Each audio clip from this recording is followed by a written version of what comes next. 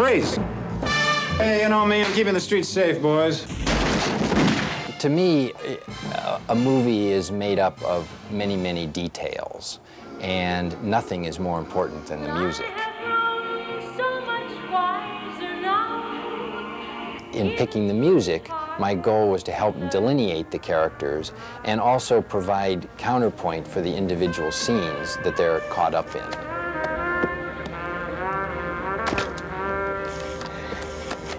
In the opening montage, Sid Hudgens, played by Danny DeVito, he shows footage of Los Angeles, the Los Angeles of the image after World War II that was being sold to the public to get people to move here. And it looks like the Garden of Eden, literally paradise on earth. And then Danny's voice changes and becomes conspiratorial, and he says, that's the image, that's what they're selling you. And he kind of peels back the layer and reveals the dark side underneath, the crime, corruption, and vice. And what better musically to go along with Danny's voice than Johnny Mercer's recording of Accentuate the Positive.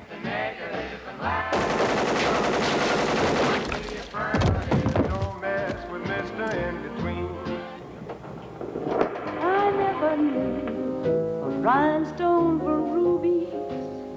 I never knew how mink from... We wanted to use the music to help set the time, set the tone of the time, and also distinguish between the individual characters. So for instance, Jack Vincennes, played by Kevin Spacey, when we meet him, Jack is the epitome of 50s cool. And in that opening scene, we're hearing Lee Wiley sing a wonderful song called Oh Look at Me Now, which just seems to be the way Jack is feeling. Much later in the picture, when things have taken a darker turn and Jack is sitting in a bar up on Hollywood Boulevard called the Frolic Room, and he's feeling depressed. For counterpoint, on the jukebox we have Dean Martin singing Powder Your Face with Sunshine, and Kevin looks into the mirror and he's filled with self-loathing, and we hear Dino singing Smile, Smile, Smile.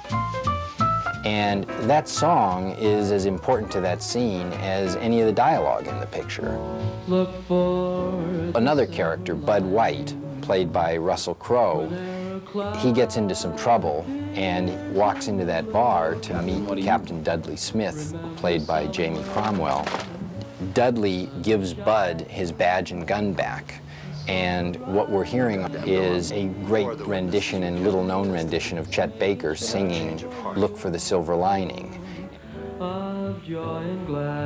It's that little ray of sunshine coming through where Bud is getting a second chance, as it were.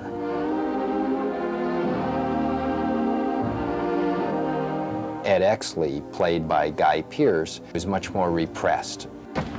He calls on Lynn Bracken, played by Kim Basinger, who is a Veronica Lake look-alike.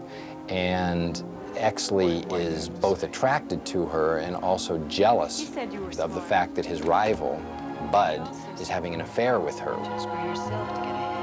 What we're hearing that she has playing on her turntable is Jackie Gleason's recording of the great Gershwin song, But Not For Me.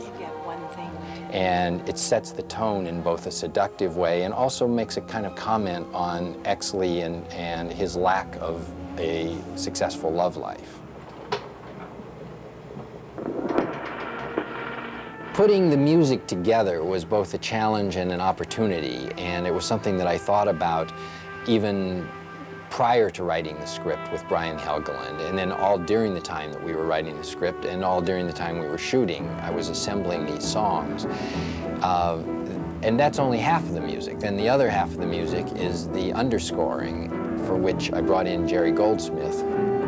He did Chinatown, he did Star Trek, the motion picture, Hoosiers. I worked with him on The River Wild.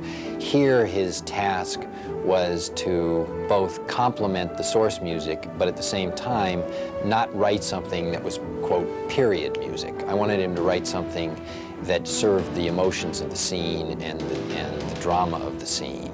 And there's none better at doing that than Jerry. The wheel of fortune Some of the songs on the soundtrack, such as K-Star's Wheel of Fortune, were big hits at the time.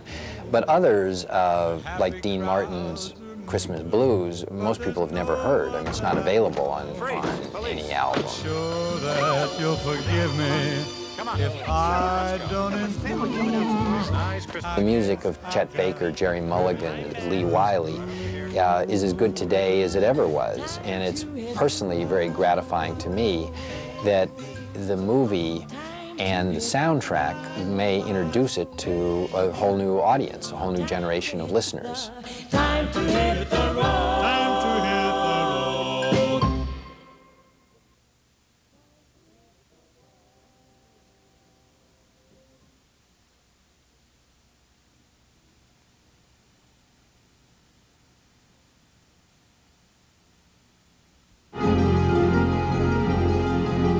They were three cops who had nothing in common. Freeze! What are you doing here? Hey, you know me, I'm keeping the streets safe, boys. One would do anything to get ahead. You're truly prepared to be despised within the department? Yes, sir, I am. One had his own brand of justice. How's it gonna look in your report? It'll look like justice. That's what the man got. And one loved the spotlight. What exactly do you do on the show, Jack? I teach Brett Chase how to walk and talk like a cop. The Night Owl Massacre. This is a heinous crime that requires swift resolution. 6 victims. One of them, one of our own. Interrogations will be led by Lieutenant Ebenexley. I need some backup. Come on. All right, college boy, I'll help. Now, all of them are faced with solving one case. Don't move! I want confessions, Edmund. Oh, I'll break them, sir. These people are all in the morgue. And someone has to pay for it. There's something wrong with the Night Owl. I just can't prove it. They thought they had it all figured out. Anything bothering you about the Night Owl case? The fact that you guys won't let it get filed away. I didn't kill nobody! But what started as a murder You talk only to me on this one. became a mystery that could cost them everything. Why was Susan Lefferts the Night Owl? I don't know. I never heard of the Night Owl till today. How about some payback, big time? We need evidence. I'll get the evidence. It was an information exchange. Do you have any proof? The proof had his throat slit. What do you want, actually? I just want to solve this thing.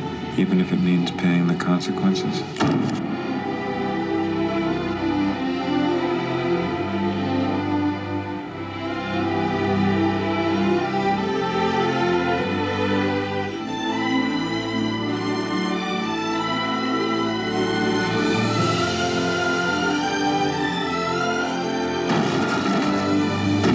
Academy Award winner Kevin Spacey, Russell Crowe, Guy Pearce, James Cromwell, Kim Basinger, Danny DeVito. L.A. Confidential.